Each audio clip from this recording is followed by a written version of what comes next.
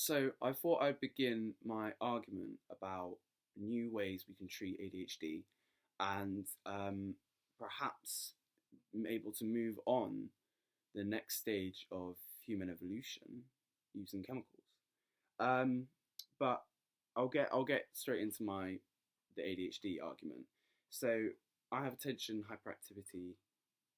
deficit hyperactivity disorder, which means that I don't have enough dopamine in my brain to be able to send that signal cascade to activate the dopaminergic neuron, um, which means that I get forgetful, lazy, non-focused, non-motivated to do pretty much anything.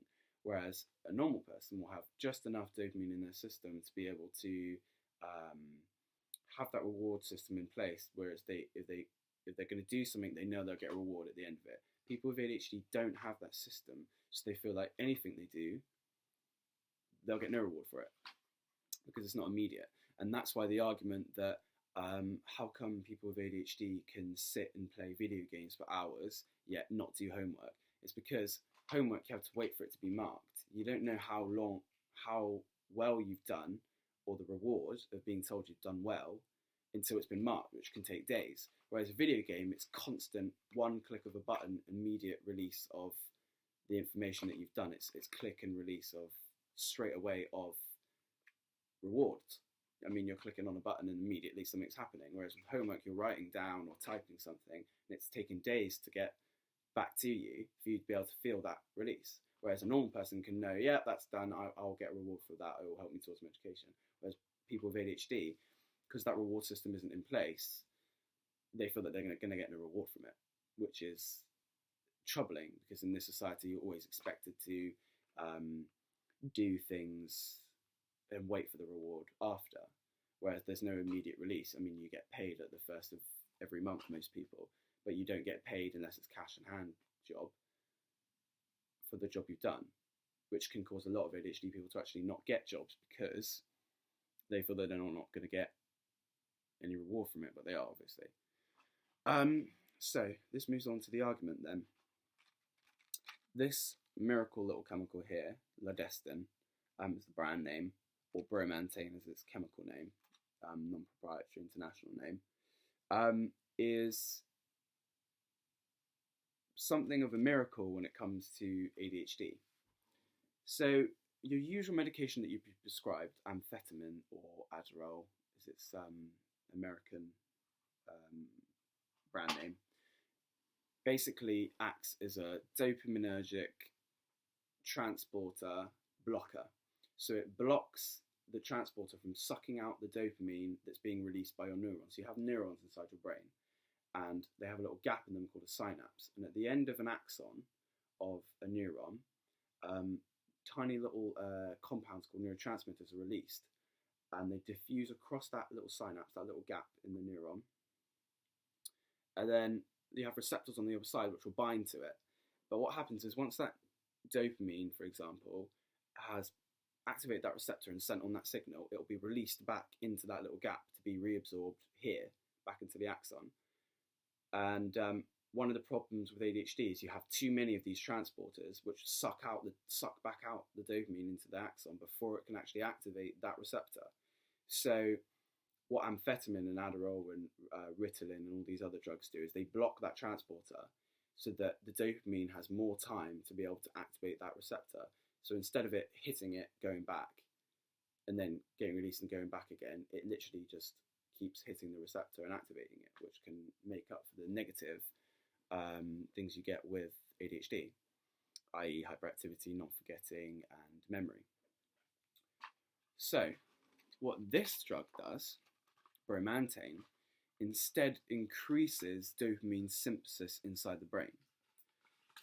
Whereas amphetamine can be described as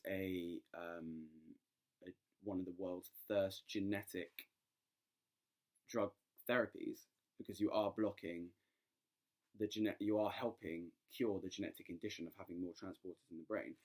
This chemical, bromantane, instead makes your brain make more dopamine via pure genes, by affecting the genetic code inside your brain, it makes you have more tyrosine hydroxylase enzymes and the L-aromatic amino acid enzymes, which create dopamine in your brain using vitamin B and the specific amino acid that it's using to make. So, whereas Adderall, you have a diseased plant, i.e. the dopamine brain. With Adderall, you're sort of cutting back the rot at the top of the plant, and curing it for a little while, but you have to keep cutting it back, cutting it off to make it work. Whereas with this drug, you're getting to the root of the problem, because you're creating more dopamine while also helping the genetic system inside your brain make more dopamine. So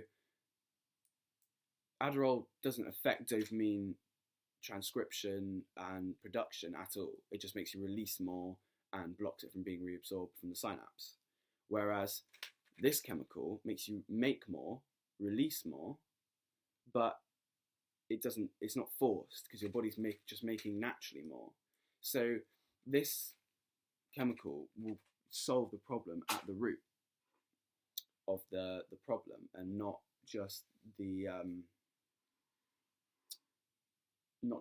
help control symptoms. And I mean, it's already been proven in studies that a single dose of this, one tiny little 25 milligram pill, will produce a long-lasting upregulation of those enzymes inside your brain. So you can have a month on and a month off of this therapy, and it would still work between the month in between. It's amazing. Whereas Adderall, you stop straight away, and you get withdrawal symptoms, you get sort of cravings, and it stops working. The moment you stop taking it, it will not work until you take your next dose. This chemical causes long-lasting upregulation, so you can take it for a certain period of time, and then stop, and it will still work for a little while afterwards. So it's not dose dependent, but obviously you will want to take proper doses for it to work properly. But this is just sort of the start of the argument about, yes, Adderall is a very effective drug for ADHD treatment. However, would co-administering a chemical like bromantane help get to the root of the problem as well? I mean, you could be taking lower Adderall than you are taking now, but to back up taking this as well. So you're getting that increased dopamine synthesis, increased dopamine release, but without the withdrawal, without the addictive capacity that Adderall and these other drugs have, without the negative side effects, and along with the whole other host of benefits that this chemical can provide, such as increasing BDNF inside the brain, which is brain-derived neurotrophic factor, which makes you grow more neurons, basically. I mean, wouldn't you rather that than be addicted to some other chemical? Or cut down on your Adderall dose, but boost that up with bromantane, and counter out those negative side effects. I mean, there was a study done where they showed that co-administration of bromantane agonizes, i.e. boosts the effects of amphetamine and certain other drugs. So, I mean, the evidence is already there. I just want to know your thoughts. But thank you for listening. I know it's quite a long video. But yeah, I'll probably talk a little bit more about other chemicals you can use as well to help control your symptoms other than Adderall, because I'm currently not prescribed that. But yeah, thanks for listening, and stay tuned because I'll be having more videos soon.